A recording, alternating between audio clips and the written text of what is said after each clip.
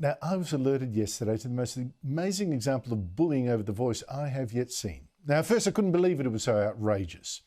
An academic, Bea Staley, as Associate Professor of Speech Pathology at the Northern Territory's Darwin University, she sent this email to students that contained to me what sounded like a threat.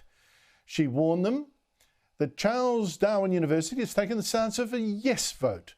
The speech pathology courses at Darwin University have been created with notions of equity and social justice at their core, and we will be voting yes.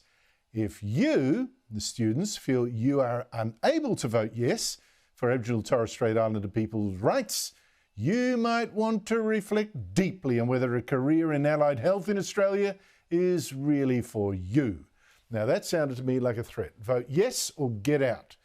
I wrote to Staley twice asking whether she stood by this email, whether in fact this bullying suggested that she was the one that wasn't cut out for the health business. This afternoon she told me she'd reply next week. But then the university's Vice-Chancellor then announced she will be counselled. Joining me is Sky News Northern Australia correspondent Matt Cunningham has dug deeper into this case. Matt Cunningham, thank you so much for joining me. This email is absolutely extraordinary. I interpret it as a threat. Who did it go out to?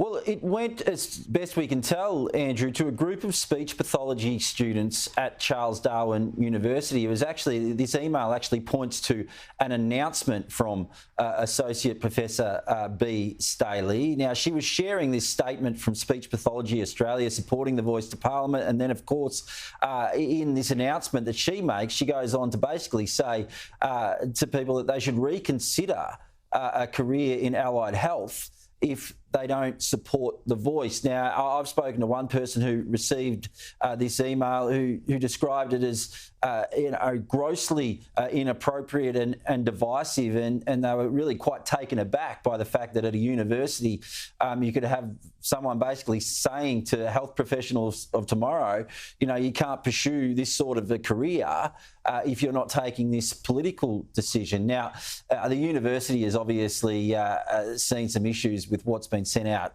as well. I've received a statement from the Vice-Chancellor of the university, Scott Bowman. Now, we know Darwin University has lent its support to the voice to Parliament, but in that statement he sent to me, he says, we respect everyone's right to hold their own views regarding the referendum. CDU has actively provided a platform for discussion and the exchange of well-informed ideas and points of view.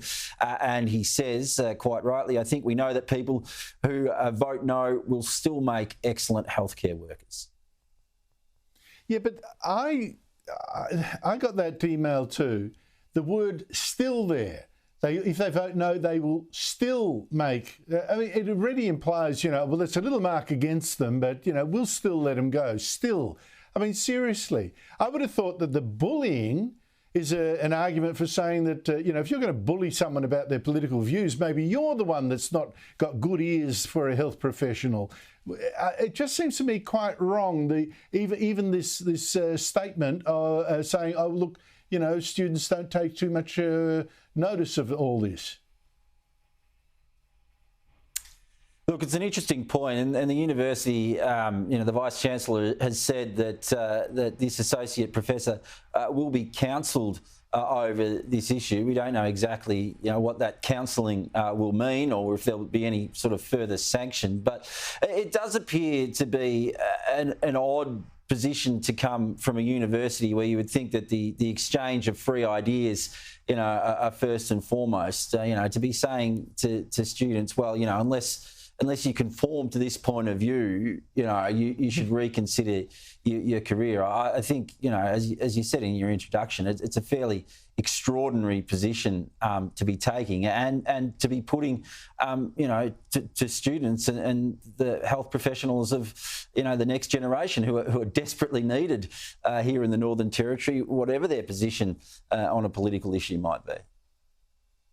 Yeah, but even I think some damage has already been done. I mean, how many of those students who got this will dare to express a counter view in front of this associate professor, even if there's now, you know, this retraction? But again, Matt, to me it highlights a real risk that a number of universities have done. They're increasingly getting active politically, taking collective views A number have said, we're for the voice. What are students and staff supposed to make of that? I mean, like you say, these are supposed to be institutions devoted to debate.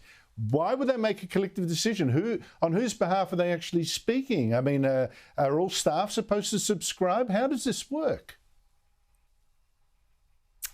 Well, it's a good question. You see in Queensland at CQ University as well, there's been quite a backlash from a group of students who are in the no camp.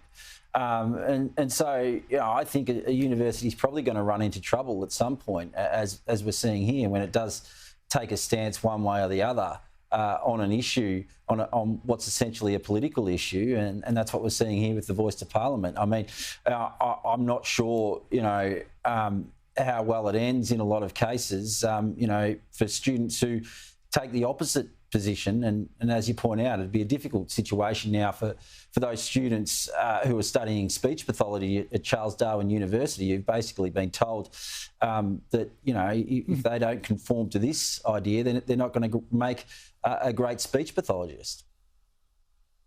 Honestly, the idea that this Association of Speech Pathologists, which is also a release from them, is also linked to this email that this associate professor sent out. Why would an Association of Speech Pathologists have to have a collective view on the voice? I mean, what's that got to do with speech pathology? Just butt out and let people make up their own minds. Matt Cunningham, thank you so much for chasing this story to the ground. I really appreciate it. Thanks, Andrew.